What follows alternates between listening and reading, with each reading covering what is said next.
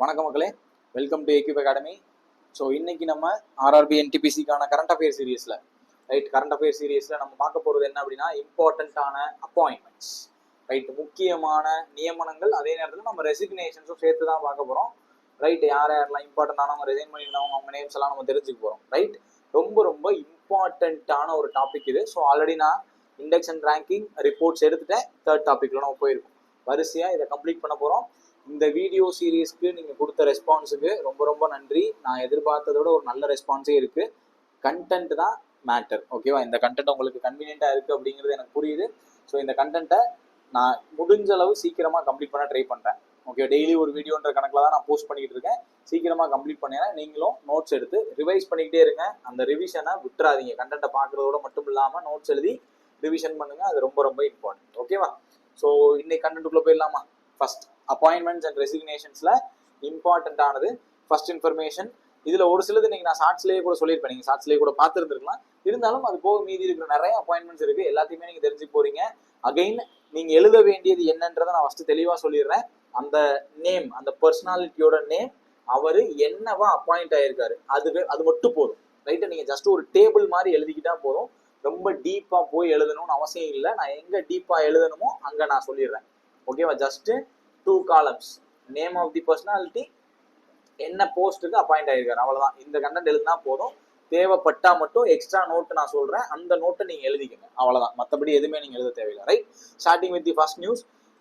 என்ன சொல்லியிருக்காங்க? S Padmanabhan. S Padmanabhan, he is appointed as என்னவா அப்பாயிண்ட் ஆயிருக்காரு அப்படின்னா chairman of Tata Chemicals. Tata Chemicals அப்படிங்கிற டாட்டாவோட ஒன் ஆஃப் தி ஆர்கனைசேஷன்ல கெமிக்கல் பார்ட் இருக்கு இல்லையா, அதுக்கு சேர்மனா அப்பாயிண்ட் ஆயிருக்காரு, ஓகேவா? இதுக்கு முன்னாடி என் சந்திரசேகரன் அப்படின்னு ஒருத்தர் இருந்தாரு. இந்த டேட்டா உங்களுக்கு தேவையில்லை.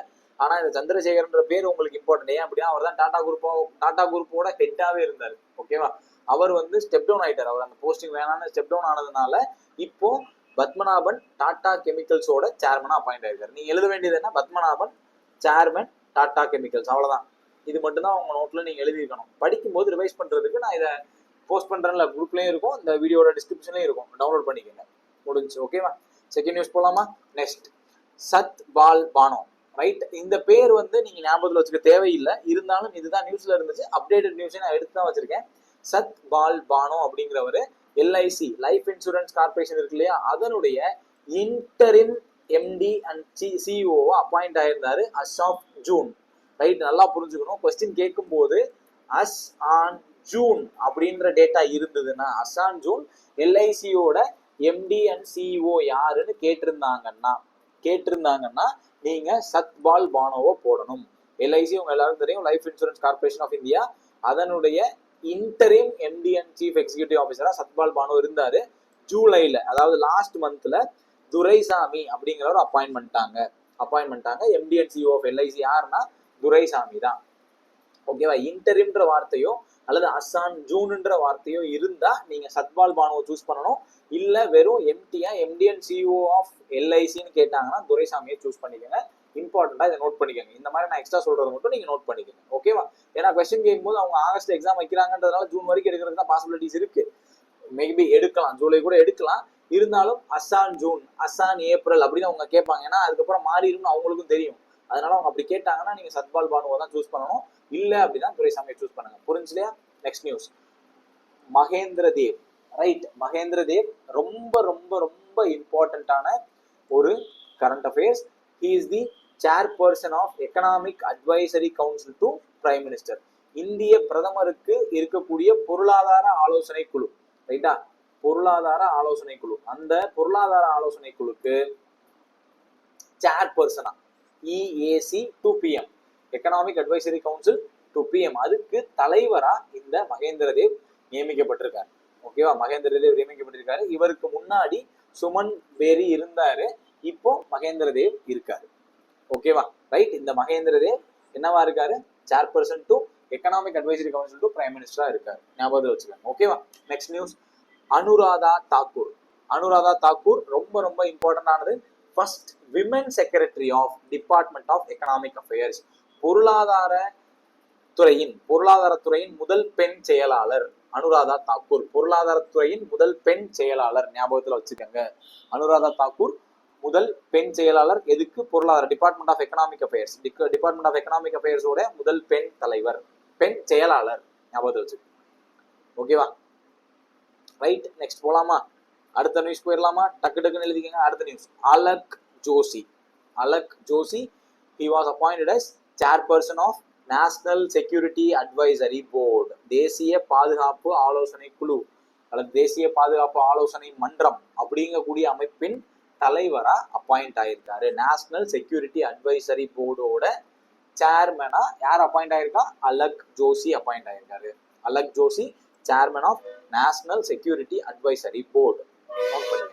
ஓகேவா? நேஷனல் செக்யூரிட்டி அட்வைசரி போர்டு எதுக்கு செயல்படும்? அது உங்களுக்கே தெரியும் இல்லையா? இந்தியாவுக்கு வரக்கூடிய செக்யூரிட்டி த்ரெட்ஸ் அல்லது செக்யூரிட்டி சேலஞ்சஸை எப்படி ஃபேஸ் பண்ணணுங்கிறதுக்கான அமைப்பு தான் அது. அதுக்கு தலைவர் தான் அலக் ஜோஷி இருக்கு. ஓகேவா? நெக்ஸ்ட் நியூஸ், கேசி வேணுகோபால். ரைட், கேசி வேணுகோபால் யாரு அப்படின்னா, ஹி இஸ் ஃப்ரம் இந்தியன் தேசிய காங்கிரஸ், இன்டர்நேஷனல் காங்கிரஸ் உடைய பார்ட்டி லீடர். அவர் என்னவா அப்பாயிண்ட் ஆயிருக்காருன்னா, public accounts committee of parliament, இந்திய பாராளுமன்றத்தின் பொது கணக்கு குழு அப்படின்னு நம்ம சொல்லுவோம். பப்ளிக் அக்கௌண்ட்ஸ் கமிட்டி, பொது கணக்கு குழுவினுடைய தலைவர். இந்திய பாராளுமன்றத்தின் பொது கணக்கு குழுவினுடைய தலைவர். பொது கணக்கு குழுக்கு எப்பயுமே ஆப்போசிட் பார்ட்டியோட ஹெட் தான் லீடரா இருக்கணும். ஆப்போசிட் பார்ட்டியில இருக்கிறவர் தான் பொது கணக்கு குழுவினுடைய தலைவரா இருக்க முடியும். ஓகேவா? யாரு அப்பாயின்ட் பண்ணா அப்படின்னா, Om Birla. He is the speaker of Lok Sabha.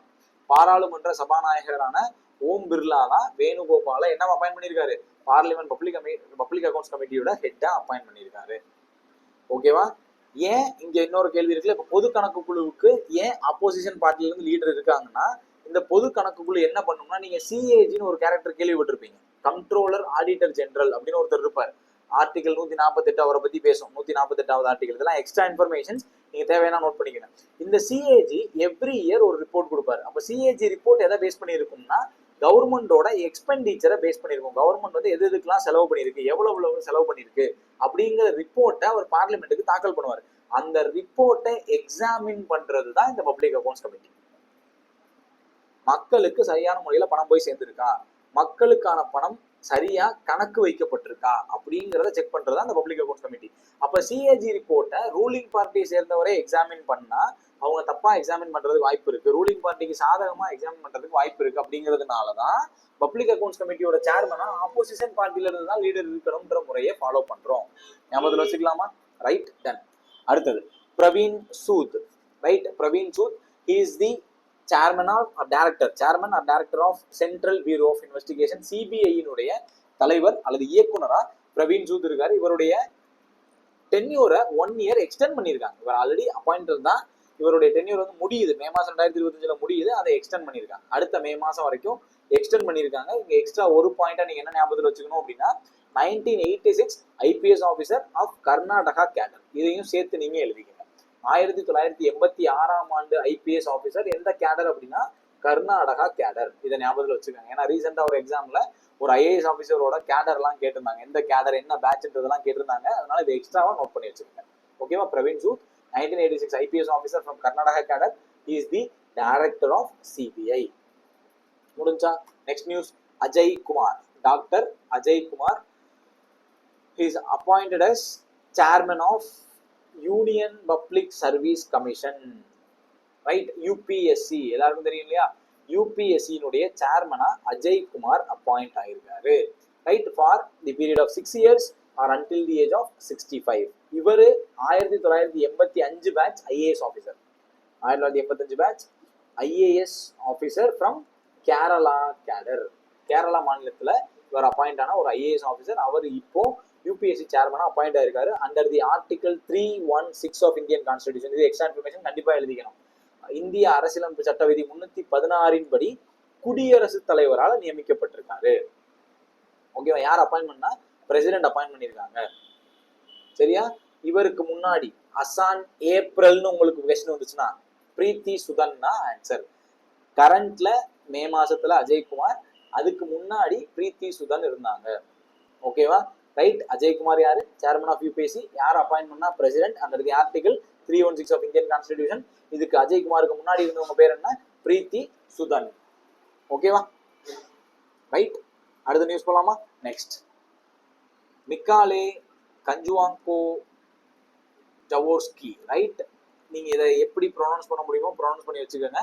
நீங்க மைக்கேல் அப்படிங்கிற மாதிரி ஞாபகத்தில் வச்சுக்கிட்டா ஓகே தான். ரைட், இவர் எதுக்கு அப்பாயிண்ட் ஆயிருக்காரு அப்படின்னா இன்டர்நேஷனல் ஒலிம்பிக் கமிட்டியோட international Olympic committee coordination commission அப்படின்னு ஒன்று இருக்கும். அதாவது 2032 ஒலிம்பிக் கேம்ஸ் வந்து ஆஸ்திரேலியால நடக்க போகுது. இந்த ஃபேக்ட் கண்டிப்பா நீங்க ஞாபகத்தில் வச்சுக்கணும்.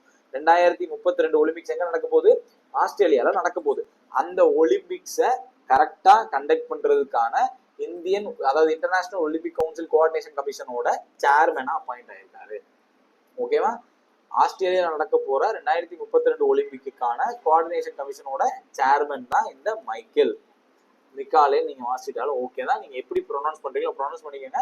ரொம்ப டஃப்பான ஒரு பேர். இந்த பேர்லாம் யூனிக்கா நீங்க கண்டுபிடிச்சிடலாம். ரைட்டா? இந்த மாதிரி ஒரு கேள்வி வரும்போது யூனிக்கா கண்டுபிடிச்சிடலாம். ஞாபகத்துல வச்சுக்கோங்க. ரைட்டா? அடுத்த நியூஸ், சூர்யாகாந்த். ரைட், இவங்க justice of supreme court. Supreme கோர்ட்டோட இந்தியாவின் உச்சநீதிமன்றத்தின் ஒரு ஜட்ஜு. இவங்க என்ன அப்பாயிண்ட் ஆயிருக்காங்க அப்படின்னா executive chairman of national legal service authority, NALSA அப்படின்னு நம்ம சொல்லுவோம். ரைட்டா? சூர்யாகாந்த் அப்படின்னு உங்களுக்கு ஞாபகத்துக்கு வர வேண்டியது என்னது? நால்சா, நேஷனல் லீகல் சர்வீசஸ் அத்தாரிட்டியோட எக்ஸிக்யூட்டிவ் சேர்மனா அப்பாயிண்ட் ஆயிருக்காங்க. ரைட்டா? ஏன் அப்படின்னா இதுக்கு முன்னாடி நால்சாவோட சேர்மனா இருந்த பிஆர் காவாய், இவர் யாரு? Chief justice. ரைட்டா? பிஆர் காவாய் சீஃப் ஜஸ்டிஸ் ஆயிட்டதுனால இப்போ சூர்யகாந்த நால்சாவோட சேர்மனா அப்பாயிண்ட் பண்ணியிருக்காங்க. இதுக்கு முன்னாடி பிஆர் காவாய் இருந்தா அவர் சிஜிஐ ஆயிட்டதுனால நால்சாவோட சேர்மனா சூர்யகாந்த் இருக்காரு. ஓகேவா? Right, Suryakant chairman of national legal services authority. அடுத்தது, அடுத்த நியூஸ், அருணபா கோஷ்.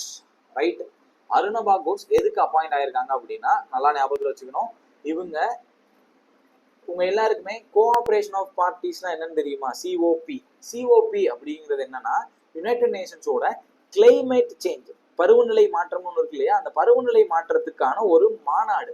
அது வந்து ஒவ்வொரு இயரும் கன்சிக்யூட்டிவா நடந்துகிட்டே இருக்கும். அந்த கோப் 30க்கு ஒரு ரெப்ரசன்டேட்டிவா, ரைட்டா?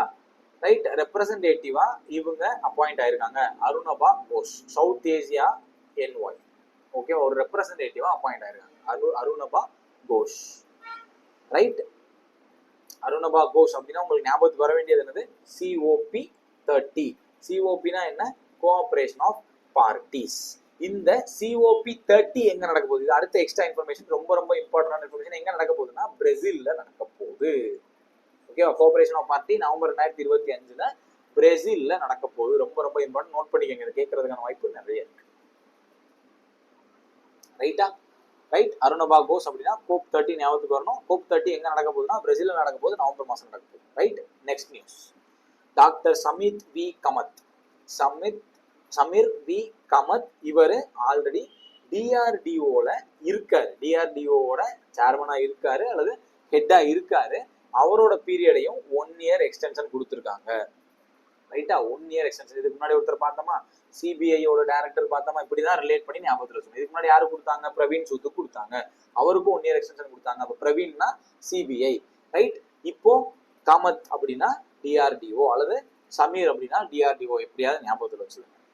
ஓகேவா? இவர் chairman of DRDO.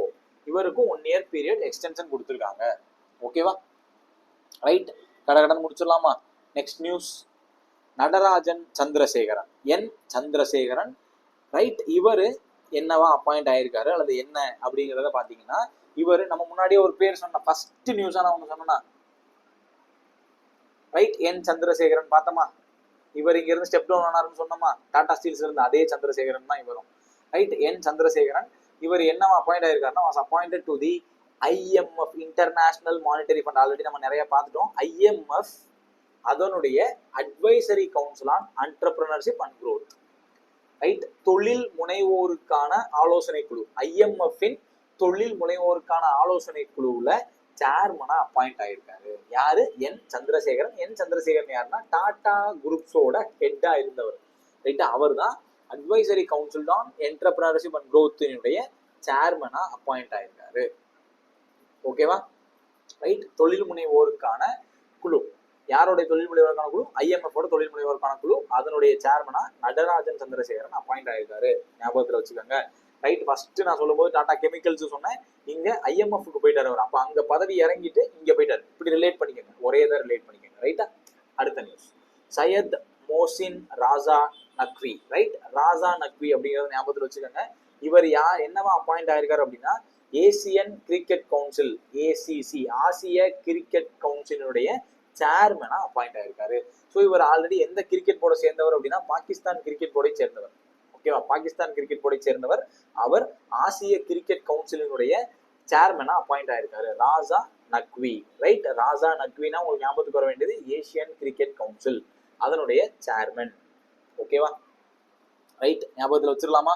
Raja Naqvi Asian cricket கவுன்சிலுடைய chairman. அடுத்த நியூஸ், சிர்லே அயோர்கர் பாட்ச்வே. ரைட், சிர்லே அயோர்கர் பாட்ச்வே. ஏன் இவங்களை நம்ம ஞாபகத்தில் வச்சுக்கணும்? சிர்லே ஞாபகத்தில் வச்சுக்கணும். சிர்லே என்னவா அப்பாயிண்ட் ஆயிருக்காங்க அப்படின்னா, 7th secretary general of commonwealth of nations. உங்களுக்கு காமன்வெல்த்னா என்னன்னு தெரியுமா? ரொம்ப சிம்பிளா உங்களுக்கு புரியுறதுக்காக சொல்றேன். காமன்வெல்த் அப்படிங்கிறது யார் யாரெல்லாம் பிரிட்டிஷோட காலனிஸா இருந்தாங்களோ, காலனிஸ் தெரியல, பிரிட்டிஷுக்கு அடிமை நாடுகளா இருந்தாங்களோ, அந்த நாடுகளுடைய கூட்டமைப்பு தான் காமன்வெல்த். அந்த காமன்வெல்த்தோட 7th செக்ரட்டரி ஜெனரலா இந்த சிர்லே அப்பாயிண்ட் ஆயிருக்காங்க. ரொம்ப முக்கியமானது என்னன்னா, she has become the first women from Africa. ஆப்பிரிக்க நாட்டை சேர்ந்த முதல் பெண் இந்த பதவி அடைகிறாங்க. அது போக she is the second women to take this position. ரைட்டா? இவங்க காமன்வெல்த்தினுடைய செக்ரட்டரி ஜெனரல் அப்பாயிண்ட் ஆன 2வது பெண், அது போக ஆப்பிரிக்காவிலிருந்து தேர்ந்தெடுக்கப்பட்ட முதல் பெண். அதை நீங்க ஞாபகத்தில் வச்சுக்கணும். அதுக்காக தான் இந்த நியூஸ் இம்பார்ட்டன்ட். சிர்லே ஞாபகத்தில் வச்சுக்கிட்டா போதும். ரைட்டா? அடுத்த நியூஸ், பூனம் குப்தா. பூனம் குப்தா என்னவா அப்பாயிண்ட் ஆயிருக்காங்க அப்படின்னா, she was appointed as deputy governor of reserve bank of India. இந்திய ரிசர்வ் வங்கியினுடைய துணை ஆளுநரா அப்பாயிண்ட் ஆயிருக்காங்க. Okay, for the term of 3 years. ரைட்டா? இந்திய ரிசர்வ் வங்கியினுடைய துணை ஆளுநர் அப்பாயிண்ட் ஆயிருக்காங்க பூனம் குப்தா. ஆல்ரெடி அங்க 3 டெபுட்டி கவர்னர்ஸ் இருக்காங்க. ஓகேவா? M Rajeshwar Rao, T Ravishankar, Swaminathan Janakiraman. இவங்க 3 பேர் வந்து ஆல்ரெடி டெபுட்டி கவர்னரா இருக்காங்க. 4வதா பூனம் குப்தா அப்பாயிண்ட் ஆயிருக்காங்க. ரைட்டா? இப்போ உங்களுக்கான ஒரு கொஸ்டின் கேட்கிறேன். ஹூ இஸ் தி, நான் நிறைய இடத்துல சொல்லிட்டேன் இதை, who is the chairman of RBI? தற்போதைய ஆளுநர் யாரு? ரிசர்வ் பேங்கினுடைய ஆளுநர் யாரு? தெரிஞ்சதுன்னா கமெண்ட் பண்ணுங்க. ரைட்டா? கண்டிப்பா கமெண்ட் பண்ணுங்க. பூனம் குப்தா டெபுட்டி கவர்னரா அப்பாயிண்ட் ஆயிருக்காங்க டு ஆர்பிஐ. ஓகேவா? Next news, Dinesh Maheshwari. Right, Dinesh Maheshwari appointed as 23rd law commission of India. இந்திய சட்ட ஆணையத்தினுடைய 23வது சட்ட ஆணையத்தினுடைய தலைவரா தினேஷ் மகேஸ்வரி அப்படிங்கிறவங்க அப்பாயிண்ட் ஆயிருக்காங்க. ஓகேவா? 23வது சட்ட ஆணையத்தின் தலைவரா யார் அப்பாயிண்ட் ஆயிருக்கா? தினேஷ் மகேஸ்வரி. நம்ம ஆல்ரெடி நால்சா அப்படின்னு ஒன்று பார்த்தோம், national judicial national legal services authority பார்த்தோமா? அதுவும் இதே மாதிரி ஜுடிஷியரியோட சேர்ந்தது தான். ரைட், நால்சா பார்த்தோமா? அதை காட்டிடுறேன் உங்க கண்ணில். தாண்டி போயிட்டேனா? நால்சா எங்க இருக்கு? இந்த இருக்கு இல்லையா, நால்சா சூர்யகாந்த். இதுவும் ஜஸ்டிஸ், அதாவது ஜட்ஜோட சம்பந்தப்பட்டது தான். அப்போ நீங்க இப்படிதான் ரிலேட் பண்ணிக்கணும். சூர்யகாந்த் அப்படின்னா நால்சா, இங்க தினேஷ் மகேஸ்வரி அப்படின்னா லா கமிஷன். மாத்தி போட்டுறக்கூடாது. ஓகேவா? Dinesh Maheshwari law commission of இந்தியாவுடைய சேர்பர்சன். ரைட், அடுத்து justice Bhushan Ramakrishna Gavai or simply BR Gavai. Right, BR Gavai நான் முன்னாடியே சொன்னேன். BR Gavai was recently appointed as 52nd chief justice of India. 52வது உச்ச நீதிமன்ற தலைமை நீதிபதியா பிஆர் காவாய் அப்பாயிண்ட் ஆயிருக்காரு. ஓகேவா? இவர் யாரை சக்சீட் பண்ணியிருக்காருன்னா, Sanjiv Khanna 51st chief justice. 50th chief justice யாரு அப்படின்னா சந்திரசூட் அப்படிங்கிறவர் தான். சந்திரசூட் அப்படிங்கிறவர் தான் 50th chief justice of India. Right, இப்போ 52nd சீஃப் ஜஸ்டிஸ் வந்தாச்சு பிஆர் காவாய். இவரோட ரொம்ப முக்கியமான விஷயமா நீங்க என்ன ஞாபகத்தில் வச்சுக்கிறோம்னா, he is the second Dalit chief justice after KG Balakrishnan. KG Balakrishnan தான் ஃபர்ஸ்ட் தலித் சீஃப் ஜஸ்டிஸ். இதெல்லாம் ரொம்ப ரொம்ப important. Okay, first Dalit chief. இவர் எந்த டென்யூர்ல இருந்தாருன்னா 2007ல இருந்து 2010 வரைக்கும் இருந்திருக்காரு. ஓகே, 2007ல இருந்து 2010 வரைக்கும் இருந்திருக்காரு. அவருக்கு அப்புறம் பிஆர் காவாய் தான் செகண்ட் தலித் சீஃப் ஜஸ்டிஸ். இவர் வந்து நவம்பர் 2025 ரிட்டையர் ஆயிடுவார். ஓகேவா? ரைட், பிஆர் காவாய் கண்டிப்பா மறந்துடாதீங்க. 52nd, 51st வந்து சஞ்சீவ் கண்ணா, 50 வந்து சந்திரசூட். ரைட்டா? அதே மாதிரி BR Gavai second Dalit chief justice. First யாருன்னு கேட்டா கேஜி பாலகிருஷ்ணன் 2007ல இருந்து 2010 வரைக்கும். இந்த இன்ஃபர்மேஷனை ஞாபகத்தில் வச்சுக்கோங்க. Right, next news, Sourav Ganguly. Right, Sourav Ganguly எல்லாரும் தெரியும் இல்லையா?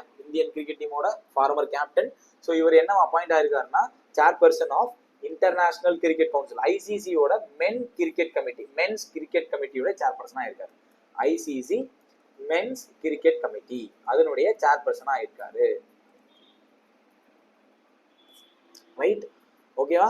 இவருக்கு முன்னாடி அனில் கும்ப்ளே இருந்தாரு, இப்போ சௌரவ் கங்குலி அப்பாயிண்ட் ஆகிருக்காரு. ஓகே, சௌரவ் கங்குலினா ஐசிசி மென்ஸ் கிரிக்கெட் கமிட்டி ஞாபகத்துக்கு வரணும். அடுத்தது மங்கிலால்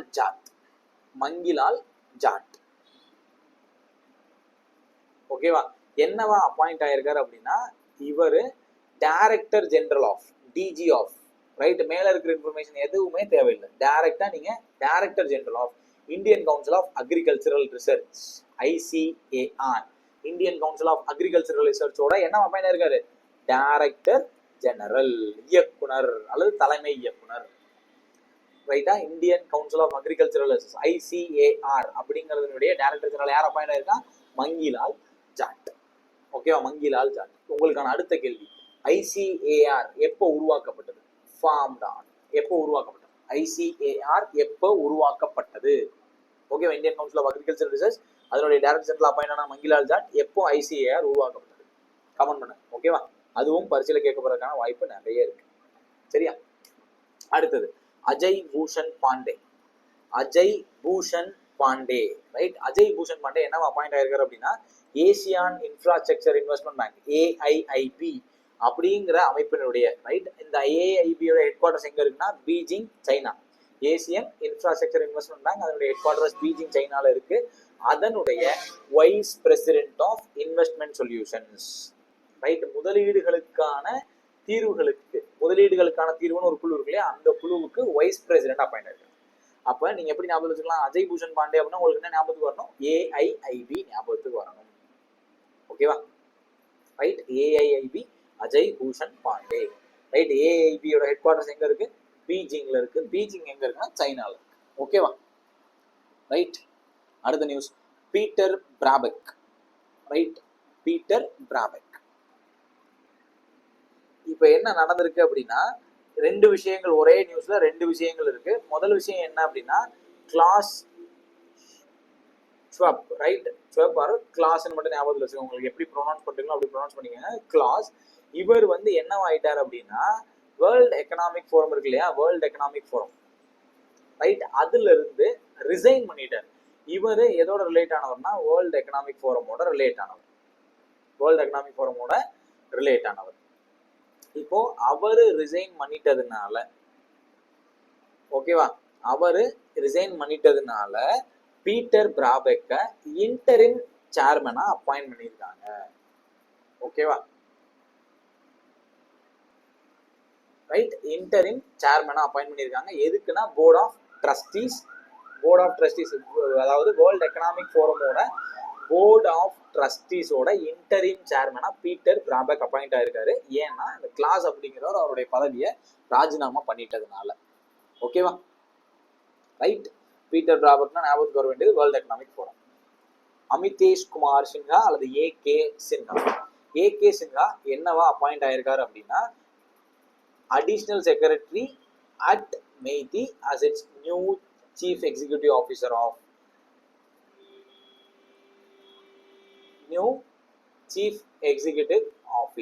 ரைட். எதுக்காகனா MEITY அப்படிங்கிற ministry of electronics and information டெக்னாலஜியோட சிஇஓ, ரைட், சிஇஓவா அப்பாயிண்ட் ஆயிருக்காரு. MEITY ministry of electronics and information டெக்னாலஜியோடைய சிஇஓ அப்பாயிண்ட் ஆயிருக்காரு அமிதேஷ் குமார் சின்ஹா ஆர் ஏகே சின்ஹா. ஓகேவா?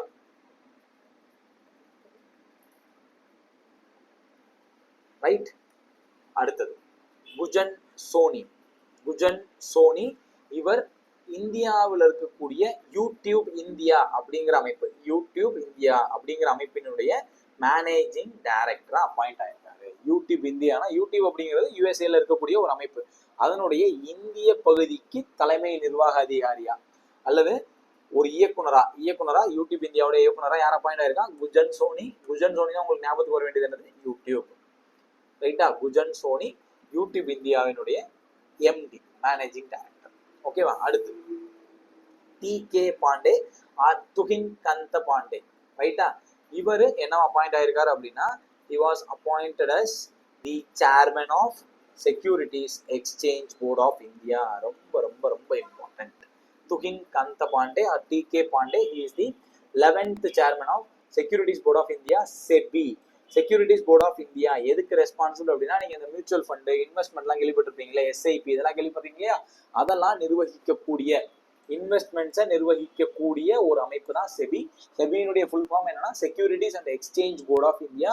அதனுடைய சேர்மனா அப்பாயிண்ட் ஆயிருக்கிறவர் டி.கே. பாண்டே ஆர் துகின் கந்த பாண்டே. ஓகேவா? ரைட், செபியினுடைய சேர்மன். அடுத்து அஜய் பாடு. அஜய் பாடு எதுக்காக அப்பாயிண்ட் ஆயிருக்காரு அப்படின்னா, he was appointed as Chief Executive Officer, CEO of GEM. GeM ஞாபகத்தில் வச்சுக்கோங்க. ஜெம் அப்படின்னா கவர்மெண்ட் இ மார்க்கெட் பிளேஸ் அப்படின்னு அர்த்தம். அதாவது அரசாங்கம் அல்லது அரசாங்க துறையை சார்ந்தவர்கள் ஏதோ ப்ரொக்யூர் பண்ண போறாங்க, ஏதாவது பொருட்கள் வாங்க போறாங்க அப்படின்னா அவங்க இந்த ஜெம் மூலமா தான் வாங்கணும். ரைட்டா?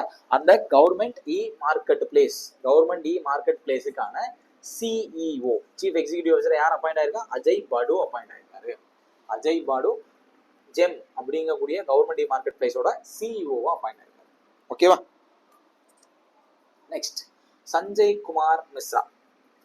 ரைட், நம்ம இதுக்கு முன்னாடி ஒரு பேர் பார்த்தோம். இப்போ நீங்க அதுக்கு ஆன்சரை ரீகால் பண்ண போறீங்க. என்ன பார்த்தோம் அப்படின்னா, economic advisory council to prime minister பார்த்தோமா? அதனுடைய சேர்மனா ஒருத்தரை அப்பாயிண்ட் பண்ணியிருக்காங்க அப்படின்னு நான் சொன்னேன். யாரு? டக்குன்னு ரீகால் பண்ணுங்க. ரீகால் பண்ணிட்டீங்களா? ஆன்சர் நீங்க சொல்றது கேட்கணும், எனக்கு கேக்குதா? எஸ், மகேந்திரா தேவ். அவர் என்ன அப்பாயிண்ட் ஆனாரு? Chairperson to economic advisory council of prime minister. இப்போ இன்னொரு பேர் பார்க்குறோம். என்ன பேர் பார்க்குறோம்? அதே எக்கனாமிக் அட்வைசரி கவுன்சில் தான். ஆனால் he is appointed as a member, full time member, right? full time member of economic advisory council to prime minister. பிரதமருக்கான பொருளாதார ஆலோசனை குழுவின் முழு நேர உறுப்பினரா சஞ்சய் குமார் மிஸ்ரா அப்பாயிண்ட் ஆயிருக்காரு. யார் அப்பாயிண்ட் ஆயிருக்கா? சஞ்சய் குமார் மிஸ்ரா. ரைட், எஸ்கே மிஸ்ரா, சஞ்சய் குமார் மிஸ்ரா பிரதமரின் பொருளாதார ஆலோசனை குழுவினுடைய முழு நேர உறுப்பினராக அப்பாயிண்ட் ஆயிருக்காரு. ரைட், அடுத்த கியானேஷ்குமார். ரொம்ப ரொம்ப இம்பார்ட்டன்ட், உங்க எல்லாருக்குமே தெரிஞ்சிருக்கும். கியானேஷ்குமார் என்னவா அப்பாயிண்ட் ஆயிருக்காரு அப்படின்னா 26th chief election commissioner of India. இந்தியாவின் தலைமை தேர்தல் ஆணையர், 26வது தலைமை தேர்தல் ஆணையரா கியானேஷ்குமார் அப்பாயிண்ட் ஆயிருக்காரு. இப்போ இதுக்கு முன்னாடி அந்த செலெக்ஷன் ப்ரொசீஜர் வேற மாதிரி இருந்தது. இப்போ ரீசெண்டா அந்த செலெக்ஷன் ப்ரொசீஜரை மாத்திட்டாங்க. அப்படி மாத்தினதுக்கு அப்புறம் அப்பாயிண்ட் ஆனவர் தான் இந்த கியானேஷ்குமார். ரைட்டா? இவர் எப்ப பதவி ஏற்கிறார் அப்படின்னா February 19, 2025 பதவி ஏற்றுக்கிட்டார். 2029 வரைக்கும் இவர் தான் இருக்க போறார். ரைட், அதே மாதிரி இவரோட சேர்ந்து விவேக் ஜோஷி அப்படிங்கிறவரை எலெக்ஷன் கமிஷனரா அப்பாயிண்ட் பண்ணியிருக்காங்க. ரைட்டா? இப்ப இந்திய தேர்தல் ஆணையம் அப்படிங்கிறது 1+2 அமைப்பு. ஒரு chief election commissioner, 2 election commissioners இருப்பாங்க. ஸோ சீஃப் எலெக்ஷன் கமிஷனர் வந்து கியானேஷ்குமார், ஒரு எலெக்ஷன் கமிஷனர் இப்பதான் அப்பாயிண்ட் ஆயிருக்காரு விவேக் ஜோஷி. உங்களுக்கான 3வது கேள்வி இந்த வீடியோல, இன்னொரு எலெக்ஷன் கமிஷனரோட நேம் என்ன தெரிஞ்சதுன்னா கமெண்ட் பண்ணுங்க. செகண்ட் எலெக்ஷன் கமிஷனரோட நேம் என்ன? Gyanesh Kumar 26th chief election commissioner. கண்டிப்பா கேட்கப்படுறதுக்கான வாய்ப்பு இருக்கு, ஞாபகத்தில் வச்சுக்கோங்க. ஓகேவா? அடுத்த கேள்வி ராஜேஷ் நிர்வான். ராஜேஷ் நிர்வான் என்னவா அப்பாயிண்ட் ஆயிருக்காரு அப்படின்னா bureau of civil aviation security அதனுடைய டைரக்டர் ஜெனரலா அப்பாயிண்ட் ஆயிருக்காரு, தலைமை இயக்குனர் அப்பாயிண்ட் ஆயிருக்காரு. சிவில் ஏவியேஷன் செக்யூரிட்டி அப்படின்னா இப்போ ஏரோப்ளைன்ஸ் எல்லாம் இருக்கு இல்லையா, அதுல ஏற்படக்கூடிய செக்யூரிட்டி த்ரெட்ஸை சரி பண்றதுக்காக. இப்போ சிபிஐ ஒரு இன்வெஸ்டிகேஷன் ஏஜென்சி மாதிரி சிவில் ஏவியேஷன் ரிலேட்டடான பாதுகாப்புக்கான ஒரு அமைப்பு தான் இந்த bureau of civil aviation security. அதனுடைய டைரக்டர் ஜெனரலா அப்பாயிண்ட் ஆயிருக்கிறது யாரு அப்படின்னா ராஜேஷ் நிர்வான். ரைட், ராஜேஷ் நிர்வான் அப்பாயிண்ட் ஆயிருக்காரு. அடுத்த news Rekha Gupta. Rekha Gupta she was appointed as the chief minister CM of Union Territory of Delhi. டெல்லியில இப்பதான் எலெக்ஷன் நடந்து முடிஞ்சது. அது டெல்லியில எலெக்ஷன் நடந்து முடிஞ்சதுல பிஜேபி ஜெயிச்சிட்டாங்க. அப்படி ஜெயிச்சதுல சீஃப் மினிஸ்டர் அப்பாயிண்ட் ஆனதுதான் யாருன்னா ரேகா குப்தா. ஓகேவா? ரேகா குப்தா. இதுக்கு முன்னாடி அதிசி மர்லனா சிங் அப்படிங்கிறவங்க ஆம் ஆத்மி பார்ட்டியில இருந்து அவங்க இருந்தாங்க. ஆம் ஆத்மி பார்ட்டி தோத்து போச்சு, அரவிந்த் கெஜ்ரிவால்லாம் தோத்துறாருல, உங்களுக்கு தெரியும், அந்த கட்சி தோத்துருச்சு. அதனால பிஜேபியில இருந்து ரேகா குப்தா அப்பாயிண்ட் ஆயிருக்காங்க. She was the 4th women CM of Delhi. 4வது பெண் முதலமைச்சர், டெல்லியினுடைய 4வது பெண் முதலமைச்சர். முதல் பெண் முதலமைச்சர் யாருன்னா சுஷ்மா ஸ்வராஜ், அதுக்கப்புறம் ஷீலா தீட்சித் இருந்தாங்க, அப்புறம் அதிசி மர்மலா சிங் இருந்தாங்க. ரைட்டா? இவங்களோட சேர்ந்து 6 கேபினெட் மினிஸ்டர்ஸ் அப்பாயிண்ட் ஆயிருக்காங்க. ஓகேவா? 6 கேபினெட் மினிஸ்டர்ஸ் அப்பாயிண்ட் ஆயிருக்காங்க. பிரவேஷ் சிங் வெர்மா அப்படிங்கிறவர் டெபுட்டி சிஎம் அப்பாயிண்ட் ஆயிருக்காரு. பிரவேஷ் சிங் வெர்மா அப்படிங்கிறவர் டெபுட்டி சிஎம் அப்பாயிண்ட் ஆயிருக்காரு. இந்த அப்பாயின்மெண்ட் எல்லாம் பண்ணி வச்சது யாருன்னா லெப்டினன்ட் கவர்னரான வினய் குமார் சக்சேனா, டெல்லியினுடைய லெப்டினன்ட் கவர்னர், துணைநிலை ஆளுநர், டெல்லியினுடைய துணைநிலை ஆளுநரான வினய் குமார் சக்சேனா அப்படிங்கிறவர் தான் இந்த ப்ராசஸ் எல்லாம் பண்ணி வச்சிருக்காரு. ஓகேவா? C is the 9th chief minister. ஞாபகம் வச்சுக்கோங்க, 9th chief minister Rekha Gupta. Okay, deputy CM பேர் என்ன? டெபுட்டி சிஎம் பேர் பர்வேஷ் சிங் வெர்மா, லெப்டினன்ட் கவர்னர் பேரு வினய் குமார் சக்சேனா. ரைட்? ஞாபகத்தில் வச்சுக்கோங்க, ரொம்ப ரொம்ப இம்பார்ட்டன்ட். ஓகேவா? அடுத்து V Anantha Nageswaran. Right? V Anantha Nageswaran என்ன ஆயிருக்கு அப்படின்னா அகைன் எக்ஸ்டெண்டட் தி டென்யூர். இவரோட டென்யூரும் எக்ஸ்டெண்ட் ஆயிருக்கு. என்னவா இருக்காரு அப்படின்னா சீஃப் எக்கனாமிக் அட்வைசர், தலைமை பொருளாதார ஆலோசகர். இவருடைய பதவியாளர் 2 ஆண்டுகளுக்கு நீடிக்கப்பட்டிருக்கு. ரைட்? அனந்த நாகேஸ்வரன் சீஃப் எக்கனாமிக் அட்வைசர், தலைமை பொருளாதார ஆலோசகர், இந்திய அரசாங்கத்துக்கான தலைமை பொருளாதார ஆலோசகர். அவர் தான் அனந்த நாகேஸ்வரன். ஞாபகத்தில் வச்சுக்கோங்க, 2 வருஷத்துக்கு எக்ஸ்டெண்ட் பண்ணியிருக்காங்க. ஓகேவா? அடுத்த news, PVR Subramaniam. Right? PVR Subramaniam என்னவா அப்பாயிண்ட் ஆயிருக்காரு? அகைன் இவரோட பதவிக்காலமும் எக்ஸ்டெண்டட் தான். ரைட்? பதவிக்காலம் நீட்டிக்கப்பட்டிருக்கு. பிவிஆர் சுப்பிரமணியம் என்னவா இருக்காரு அப்படின்னா chief executive officer of NITI Aayog. நிதி ஆயோக் அப்படிங்கிற அமைப்பு கேள்விப்பட்டிருப்பீங்க இல்லையா? அந்த நிதி ஆயோக்கினுடைய சிஇஓவா எக்ஸ்டெண்ட் ஆயிருக்கிறது யாரோடது அப்படின்னா பிவிஆர் சுப்பிரமணியம். நிதி ஆயோக்கினுடைய சேர்மன் வந்து எப்பயுமே யாரு தான்? பிரைம் மினிஸ்டர் தான். ஓகேவா? இன்னைக்கான 4வது கேள்வி, நிதி ஆயோக்கினுடைய vice chairman or deputy chairman யாரு? தெரிஞ்சதுன்னா கமெண்ட் பண்ணுங்க. ஓகேவா? Vice chairman or deputy chairman யாரு? தெரிஞ்சதுன்னா கமெண்ட் பண்ணுங்க. So PVR Subrahmanyam chief executive officer of NITI Aayog. Right? அடுத்து ஜிபி சிங் ஆர் கியானேந்திர பிரதாப் சிங் என்னவா அப்பாயிண்ட் ஆயிருக்காரு அப்படின்னா he is appointed as director general of CRPF central reserve police force உடைய டைரக்டர் ஜெனரலா அப்பாயிண்ட் ஆயிருக்காரு GP Singh. Right? GP Singh என்னவா அப்பாயிண்ட் ஆயிருக்காரு அப்படின்னா DG of CRPF, director general of CRPF Gyanendra Pratap Singh. Right? Director general of CRPF. Right? அடுத்து புவனேஷ்குமார் என்னவா appoint ஆயிருக்காரு? Right? UIDAI கேள்விப்பட்டிருக்கீங்களா? Unique identification authority of India. இதுதான் responsible for Aadhaar card. Aadhaar card நம்ம வாங்குறோம்ல, அந்த ஆதார் கார்டுக்கான ரெஸ்பான்சிபிள் அமைப்பு தான் இந்த UIDAI, unique identification authority of India. அந்த உதய் அமைப்பினுடைய சிஇஓவா அப்பாயிண்ட் ஆயிருக்காரு. சிஇஓ அப்பா உதய் யாரு? புவனேஷ்குமார் சிஇஓ ஆஃப் உதய்னா என்ன? Unique identification authority. இதுதான் ஆதாருக்கு ரெஸ்பான்சிபிளான அமைப்பு. ரைட்? தென் அடுத்து போலாமா? ரைட்? ஃபயாஸ் அகமத் கித்வாய் இவர் என்னவா அப்பாயிண்ட் ஆயிருக்காரு அப்படின்னா directorate general of civil aviation. Right? Civil aviation again இது எல்லாமே ஏரோப்ளேன் சம்பந்தப்பட்டது அல்லது அந்த மினிஸ்ட்ரி சம்பந்தப்பட்டது. ரைட்டா? சிவில் ஏவியேஷனோட டைரக்டர் ஜெனரலா அப்பாயிண்ட் ஆயிருக்காரு. ரைட்? இது ரீசெண்டா நடந்தது தான், ஜனவரியில் நடந்தது. So director general of civil aviation Faiz Ahmed. ஓகேவா? ரைட்? Then V Narayanan.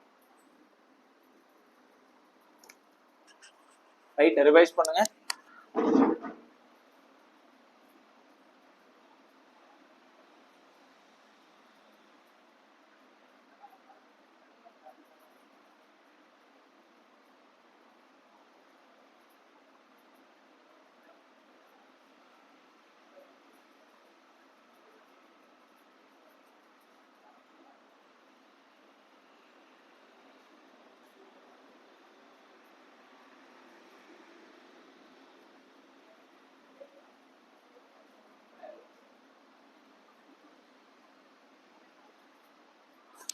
அடுத்த நியூஸ் போலாமா? V Narayanan. Right? V Narayanan already இந்த பேர் நீங்க ஆல்ரெடி பார்த்துருப்பீங்க. நான் போன ரிப்போர்ட்லேயே சொன்னேன். ரைட்? ரிப்போர்ட்ஸ் ஒன்று பார்த்தோம்ல, ரிப்போர்ட்ஸ்ல ஃபர்ஸ்ட் நியூஸே இவரை பற்றி தான் இருந்தது. V Narayanan he is appointed as 11th chairman of Indian space research organisation ISRO. அதே போல secretary of department of space. Right, விண்வெளித்துறையினுடைய செயலாளர். அதே மாதிரி இந்திய விண்வெளி ஆராய்ச்சி நிறுவனமான இஸ்ரோ அப்படிங்கிறதனுடைய சேர்மனா வி நாராயணன் அப்பாயிண்ட் ஆயிருக்காரு. இதுக்கு முன்னாடி சோம்நாத் அப்படிங்கிறவர் இருந்தாரு, அவர் ரிட்டையர் ஆயிட்டதுனால அவருடைய போஸ்ட்டுக்கு வி நாராயணன் வந்திருக்காரு, 11th chairman of ISRO. Right, அடுத்த நியூஸ், தேவஜித் சைக்கா. ரைட், தேவஜித் சைக்கியா என்னவா அப்பாயிண்ட் ஆயிருக்காரு அப்படின்னா secretary, new secretary to board of control of cricket in India, BCCI. கண்டிப்பா கேள்விப்பட்டிருப்பீங்க எல்லாருமே. பிசிசிஐ அப்படிங்கிறது ஒரு அமைப்போட சேர்மனா யார் இருந்தா அப்படின்னா ஜெய்ஷா இருந்தார். அமித்ஷாவோட பையன் ஜெய்ஷா இருந்தாரு, அவர் ஐசிசி சேர்மன் ஆயிட்டார். ஓகே, இப்போ நீங்க இதையும் எங்கேயாவது ஞாபகம் வச்சுக்கலாம். ஐசிசி சேர்மன் யாருன்னா ஜெய்ஷா, அவர் ஐசிசி சேர்மன் ஆயிட்டதுனால அந்த பிசிசிஐனுடைய செக்ரட்டரியா தேவஜித் சைக்கியா அப்பாயிண்ட் ஆயிருக்காரு. ஓகேவா, Devajit Saikia secretary of BCCI. ஏன் அப்படின்னா ஜெய்ஷா ஐசிசி சேர்மன் ஆயிட்டதுனால. ஓகேவா, தென் லீ ஜே மியோங். இப்போ இனிமே வரதெல்லாம் ஓரளவுக்கு இன்டர்நேஷனல் அப்பாயின்மெண்ட்ஸா இருக்கும். ஓகே, இன்டர்நேஷனல் அப்பாயின்மெண்ட்ஸா இருக்கும். லீ ஜே மியோங் என்னவா அப்பாயிண்ட் ஆயிருக்காரு? Is appointed as 14th president of south Korea. South கொரியாவினுடைய, தென்கொரியாவினுடைய 14வது பிரசிடென்ட். ஞாபகத்தில் வச்சுக்கணும், கேட்கறதுக்கு வாய்ப்பு நிறைய இருக்கு. ஏன்னா இதுல நான் எடுத்திருக்கிற இன்டர்நேஷனல் அப்பாயின்மெண்ட்ஸ் எல்லாமே ரொம்ப முக்கியமானது மட்டும்தான் எடுத்திருக்கேன், நிறையலாம் எடுக்கல. ரைட், இருந்தாலும் நீங்க தெரிஞ்சுக்கணும் இல்லையா, அதுக்காக எடுத்திருக்கேன். சரியா, ரைட். லீ ஜா மியோங் என்ன அப்பாயிண்ட் ஆயிருக்காரு? President of south Korea. Right, president of south Korea. ஓகேவா, அடுத்த அப்பாயின்மெண்ட் போயிடலாமா? குன்யிங் பட்டாமா.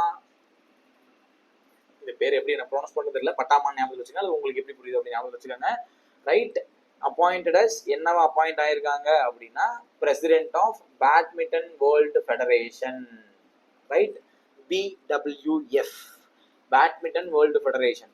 ரைட்டா, உலகளாவிய பேட்மிண்டன் எல்லாருக்கும் தெரியல, அந்த பேட்மிண்டனுடைய உலகளாவிய தலைமை அமைப்பு தான் பிடபிள்யூஎஃப். அதனுடைய பிரசிடென்டா அப்பாயிண்ட் ஆயிருக்காங்க யாரு? பட்டாமா பேட்மிண்டன்.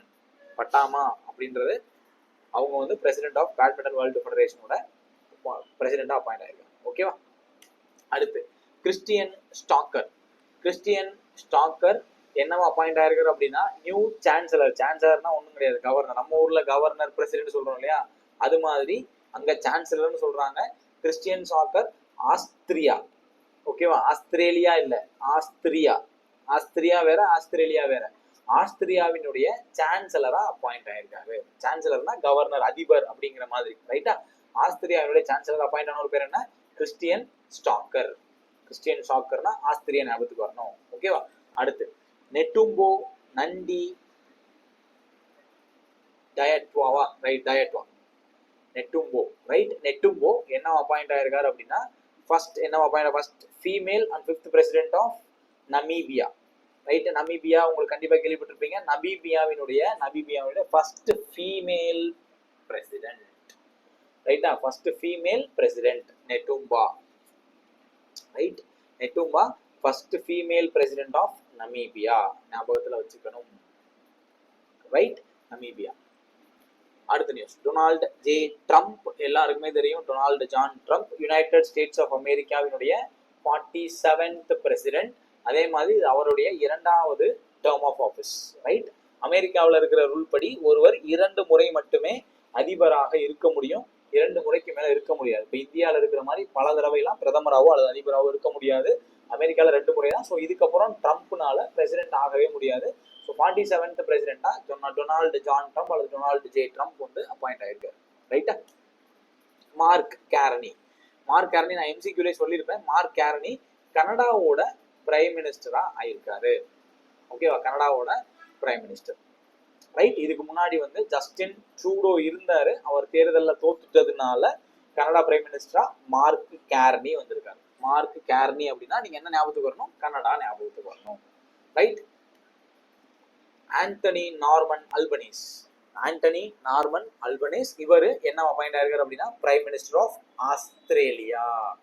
இங்க ஆஸ்திரேலியா, நான் இதுக்கு முன்னாடி ஆஸ்திரியா தனியா சொல்லியிருக்கேன், பேர்ல குழப்பக்கூடாது. கிறிஸ்டியன் ஸ்டாக்கர் அப்படிங்கிறது ஆஸ்திரியா. ரைட்டா? இங்க ஆந்தனி நார்மன் அல்பனீஸ் ஞாபகம் வச்சுக்கோங்க. Albanese Australia. Albanese prime minister of Australia. ரைட்டா? இவர் வந்து 2வது முறையா ஜெயிச்சிருக்காரு. இங்க இது ஆல்ரெடி வந்து ரயில்வேல கேட்டாங்க இந்த கொஸ்டினை. அகைன் அது கேட்டதுக்கான காரணம்னா first Australian prime minister to win second consecutive 3-year term. தொடர்ந்து 2 தடவை அவர் ஜெயிச்சிருக்காரு. ஓகேவா? ரைட். So Albanese Australia. அடுத்து Michael Martin. Michael Martin prime minister of Ireland. Michael Martin prime minister of Ireland. ஓகேவா? பிரைம் மினிஸ்டர் ஆஃப் அயர்லாந்து ஞாபகத்தில் வச்சுக்கலாமா? Right. Annalena Baerbock. Annalena Baerbock. Right. Annalena Baerbock is appointed as United Nations General Assembly இருக்கு இல்லையா, ஐக்கிய நாடுகள் அவையினுடைய பொது அவை, அதுல 80வது செஷன் நடந்துச்சு. அந்த 80வது செஷனுக்கு இவங்க சேர்மனா அப்பாயிண்ட் ஆயிருக்காங்க அல்லது பிரசிடென்டா அப்பாயிண்ட் ஆயிருக்காங்க. ரைட். ஐக்கிய நாடுகள் அவையினுடைய பொதுக்கூட்டம் வருஷம் நடக்கும் இல்லையா, அதனுடைய 80வது கூட்டம் நடந்தது. அந்த 80வது கூட்டத்தினுடைய பிரசிடென்டா அல்லது தலைவரா இந்த அனலீனா அப்பாயிண்ட் ஆயிருக்காங்க. அனலீனா யாரு அப்படின்னா ஜெர்மனோட ஃபாரின் மினிஸ்டர். அவங்க ஒரு ஜெர்மன் நாட்டை சேர்ந்தவர். ஓகேவா? ரைட். அனலீனா ஞாபகத்தில் வச்சுக்கலாமா? அனலீனா யுனைடெட் நேஷன்ஸ் ஞாபகத்துக்கு வரணும், ஐக்கிய நாடுகளவை ஞாபகத்துக்கு வரணும். ரைட். பரமேஸ்வரன் ஐயர். ரைட். பரமேஸ்வரன் ஐயர் நீங்க என்ன ஞாபகத்தில் வச்சுக்கணும் அப்படின்னா,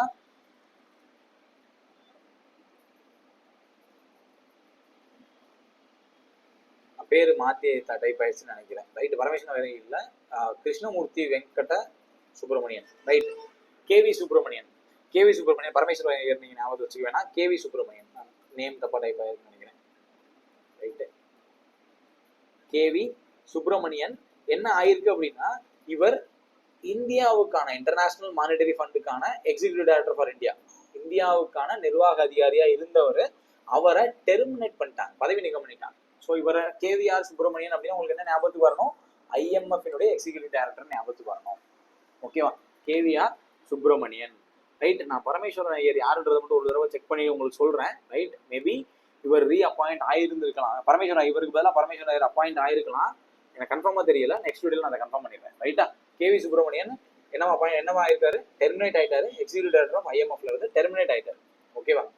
ரைட். அடுத்து கர்டனியல் ராபர்ட் பிரான்சிஸ் பிரிவோஸ்ட். ரைட். என்ன இவ்வளவு பெரிய பேரா இருக்கு அப்படின்னா, nothing, he is appointed as pope. உங்க எல்லாருக்கும் தெரியும் இல்லையா, கிறிஸ்தவத்தினுடைய தலைவர் அவர் தான். 267th Pope of Catholic search எங்க இருக்கு? வேட்டிக்கன்ல இருக்கு. அதனுடைய 267வது போப்பா யார் அப்பாயிண்ட் ஆயிருக்கா? Cardinal Robert Francis Prevost. ஓகேவா? இவர் என்ன நேம்ல அப்பாயிண்ட் ஆகப்பட்டிருக்காருன்னா போப் லியோ 14.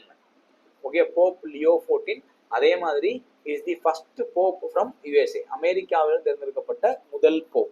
இதுக்கு முன்னாடி இருந்தவர் பேர் என்ன? Pope Francis. அவர் இறந்து போயிட்டாரு, அதனால போப் லியோ 14 இப்போ அப்பாயிண்ட் ஆயிருக்காரு. ஓகேவா? ரைட். ஞாபகத்தில் வச்சுக்கணும்.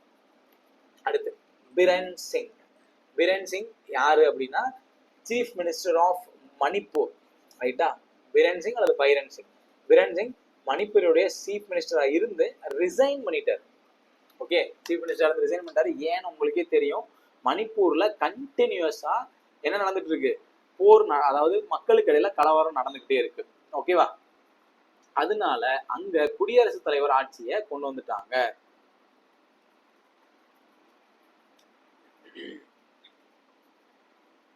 ரைட். அங்க என்ன கொண்டு வந்தாங்க? குடியரசுத் தலைவர் ஆட்சி, பிரசிடென்ட் ரூல கொண்டு வந்துட்டாங்க. அதனால அவர் ரிசைன் பண்ணிட்டாரு. அங்க இருக்க கலவரத்தை அவரால் கட்டுப்படுத்தவே முடியல. அதனால பிரசிடென்ட் ரூல கொண்டு வந்துட்டாங்க. இங்க நீங்க என்ன ஞாபகத்தில் வச்சுக்கணும்னா, இந்த தடவை 11th இன்ஸ்டன்ஸ் 11 முறை குடியரசுத் தலைவர் ஆட்சி அங்க அமல்படுத்தப்பட்டிருக்கு. குடியரசுத் தலைவர் ஆட்சி எந்த ஆர்டிகல் கீழே அமல்படுத்தப்படுதுன்னா, ஆர்டிகல் 356 ஆஃப் இந்தியன் கான்ஸ்டிடியூஷன், இந்திய அரசாங்கத்தினுடைய, இந்திய அரசியலமைப்பின் விதி 356 படி குடியரசுத் தலைவர் ஆட்சி அமல்படுத்தப்படுது. ஓகேவா? இப்போ இந்த கலவரத்தை அடக்கவே முடியல. யாருக்கு இடையில அந்த கலவரம் நடக்குதுன்னா, மெய்தி அண்ட் கூக்கி. ரைட்டா? மெய்தி அண்ட் கூக்கி அந்த 2 கம்யூனிட்டிஸ்க்கு இடையில தான் இந்த கலவரம் நடந்துகிட்டு இருக்கு. கடந்த 2 ஆண்டுகளா நடந்துகிட்டு இருக்கு. ஓகே, அந்த கலவரத்தை நிப்பாட்ட முடியல. அதனாலதான் அங்க இந்த பிரச்சனை கண்டினியூ ஆகிட்டே இருக்கு. அதனாலதான் பரன் சிங்கும் ரிசைன் பண்ணிட்டாரு. ஓகேவா? ரைட். ஸோ இந்த நியூஸோட அப்பாயின்மெண்ட்ஸ் எல்லாமே கம்ப்ளீட் ஆகுது. ரைட். அப்பாயின்மெண்ட்ஸ்ல நிறைய நியூஸ் நான் சொல்லியிருக்கேன். இது கொஞ்சம் லாங்கஸ்ட் வீடியோ தான், லாங்கான வீடியோ தான். பாருங்க, எல்லாத்தையும் நோட் பண்ணி ரிவைஸ் பண்ணிக்கிட்டே இருங்க. ரிவிஷன் ரொம்ப ரொம்ப இம்பார்ட்டன்ட். அகைன் நான் இன்னொன்று சொல்றேன், இங்க நான் வந்து ஆல்ரெடி ஃபில்டர் பண்ணி தான் எடுத்து வந்திருக்கேன். இதை மேற்கொண்டு நீங்க ஃபில்டர் பண்ணிடாதீங்க, ஓகேவா? இதையும் இன்னும் ஃபில்டர் பண்ணி இதுல இருந்து குறைச்சு படிச்சுட்டு போகாதீங்க. இதையாவது நீங்க படிச்சுட்டு போயிருக்கணும். அதுதான் இந்த வீடியோஸோட நோக்கமே. உங்களுக்கு இதுவாவது தெரிஞ்சிருக்கணும். இதை விட கம்மியா தெரிஞ்சிருந்துச்சுன்னா ரொம்ப ரிஸ்க். இதுல இருந்து தயவு செய்து ஃபில்டர் மட்டும் பண்ணிடாதீங்க, அப்படியே படிங்க. நான் முன்னாடியே சொன்னதுதான், இந்த பிபிடி வந்து டிஸ்கிரிப்ஷன்லயும் இருக்கும், டெலிகிராம் சேனல்லையும் இருக்கும். உங்களுக்கு தேவைப்பட்டுச்சுன்னா டெலிகிராம் சேனல்ல ஜாயின் பண்ணிக்கோங்க. இந்த வீடியோ யாருக்காவது யூஸ்ஃபுல்லா இருக்கும்னு நினைச்சீங்கன்னா ஷேர் பண்ணுங்க. நெக்ஸ்ட் வீடியோல மீட் பண்ணுவோம். All the best. தேங்க்யூ.